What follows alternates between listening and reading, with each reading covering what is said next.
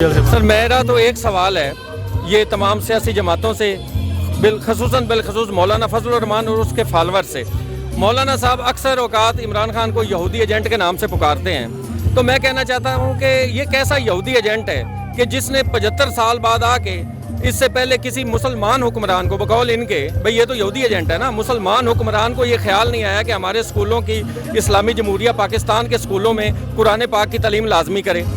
یہ پہلا بندہ ہے جس نے آ کے سیرت رسول صلی اللہ علیہ وسلم لازمی کیا 7, 8, 9 تک. یہ پہلا بندہ ہے جس نے پہلی سے لے کے 5ویں تک جو ہے قرآن پاک ناظرہ اور 6 سے لے کر 12ویں تک قرآن پاک بما ترجمہ کا مطلب ہے کہ ایک مسلمان اصل قرآن پاک کو سمجھنے لگ جائے. ہم روز قرآن پاک کو پڑھتے ہیں لیکن ہم صرف بطور ثواب پڑھتے ہیں، ہمیں یہ تو نہیں پتہ ہوتا کہ قرآن پاک ہمیں کیا کہہ رہا ہے. اور جب ایک بچہ FA کرے گا اس کے بعد وہ قرآن پاک بما ترجمہ پڑھا ہوا ہوگا.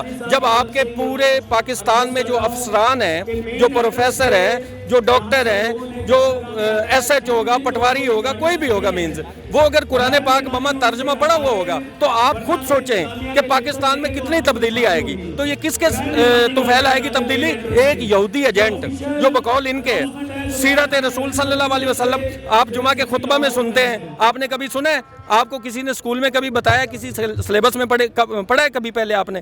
تو یہ پہلا بندہ ہے جس نے 7ویں 8ویں 9ویں تک 3 کلاسوں میں سیرت رسول صلی اللہ علیہ وسلم کا ایک پورا مضمون رکھا ہے.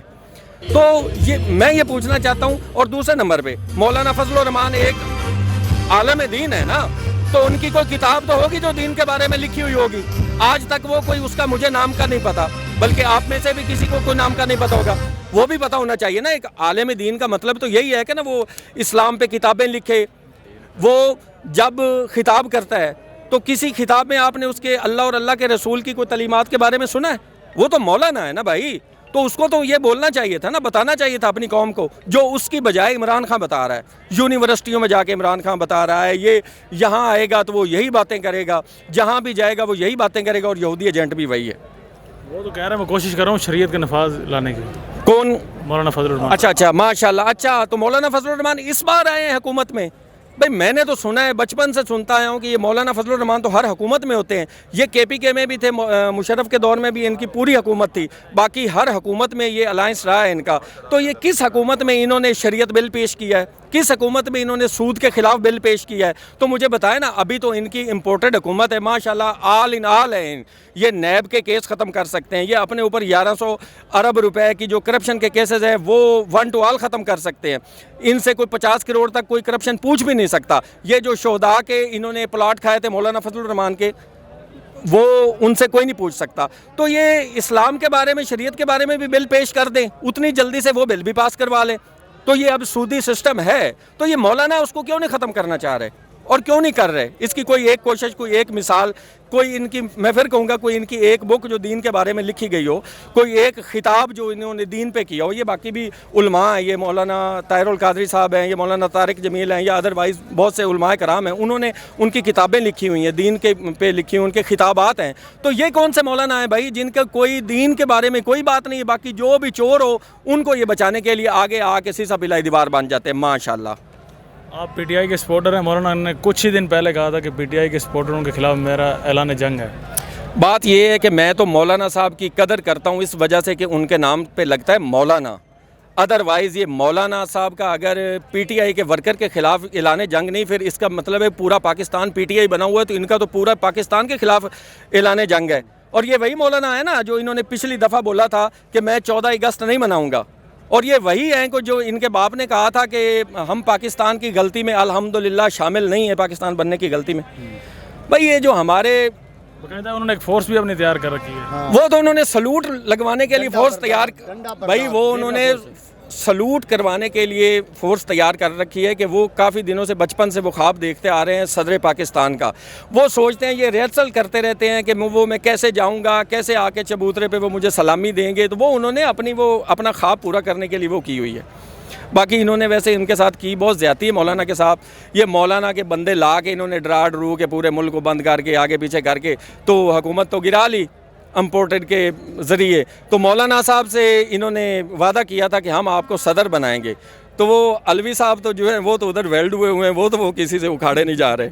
ٹھیک ہے نا. تو اب مولانا صاحب کو انہوں نے چلو اور کچھ نہیں تو ان کو کشمیر کمیٹی کا وہ چیئرمین ہی بنا دیتے. وہ پرانے کھابے جہاں سے یہ کھاتے پیتے رہے ہیں اور وہ جو لسیاں اور وہ سارا معاملہ تو وہ تو ان کا چلتا رہتا نا سسٹم.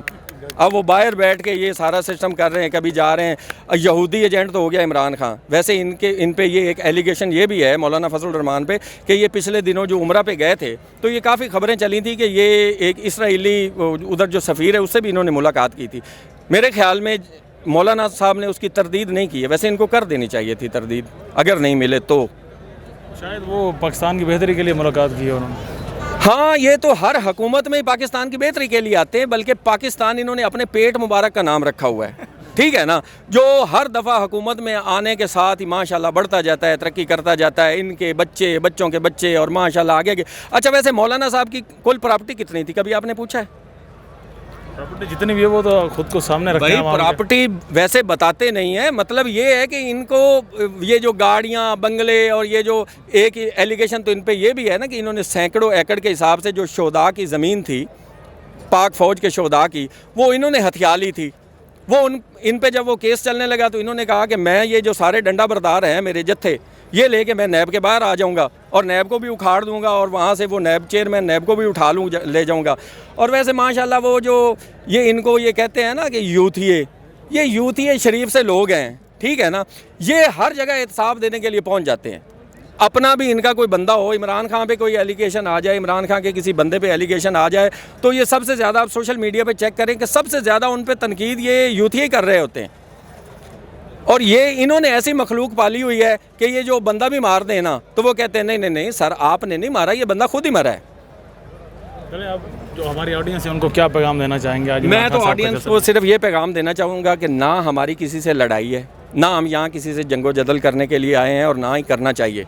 ایک تو یہ جو انہوں نے پی ڈی ایم کی ایک چالاکی ہے کہ جو پاک فوج سے یہ پی ٹی آئی کو لڑانا چاہتے ہیں, وہ کبھی نہیں ہوگا انشاءاللہ. ہمارے لیے پاک فوج, پاکستان, پاک فوج اور پی ٹی آئی جو ہے وہ سب قابل احترام ہیں. ٹھیک ہے نا, یہ لوگ بھی قابل احترام ہوتے ہیں ہمارے لیے جو ہماری سیاسی پارٹیاں ہیں. اگر یہ کسی قاعدے کلیے پہ چلتے, یہ کوئی انہوں نے پاکستان کے لیے اگر کچھ کیا ہوتا تو ٹھیک ہے. اب میرا پیغام یہ ہے کہ ہمیں پرامن طریقے سے پاکستان کی یہ جو حقیقی آزادی کی جدوجہد ہے اس میں خان صاحب کے لیے ووٹ سے جو ہے نا, یہ جلوسوں سے بھی اور ووٹ سے بھی ان کو سپورٹ کرنا چاہیے. ان کے کسی ہتھ کنڈے میں نہیں آنا چاہیے. ان سے لڑائی جھگڑا, یہ تو چاہتے ہیں کہ اب لڑائی جھگڑا ہو, ماحول خراب ہو, یا مارشل لا لگ جائے اور یا ہمارا یہ ایسے ایکسٹینشن ہو جائے اور ہم چلتے رہیں. تو میں یہ چاہتا ہوں کہ سکون سے, امن سے جو پاکستانی ہیں نا, پاکستان کے لیے سوچتے ہیں, ان کو چاہیے کہ پریشر بلڈ کریں, لیکن اس لحاظ سے کریں کہ پاکستان کا بھی نقصان نہ ہو اور یہ امپورٹنٹ سے بھی جان چھوٹ جائے. اور اس کے بعد جب یہ ووٹ کا آئے موقع تو سارے پاکستانیوں کو چاہیے کہ جتنے بھی کارڈ ہولڈر ہیں جن کے ووٹ بنے ہوئے ہیں وہ سب کے سب اس کو ایک فرض سمجھ کے جا کے ووٹ ڈالیں عمران خان کو. انشاءاللہ.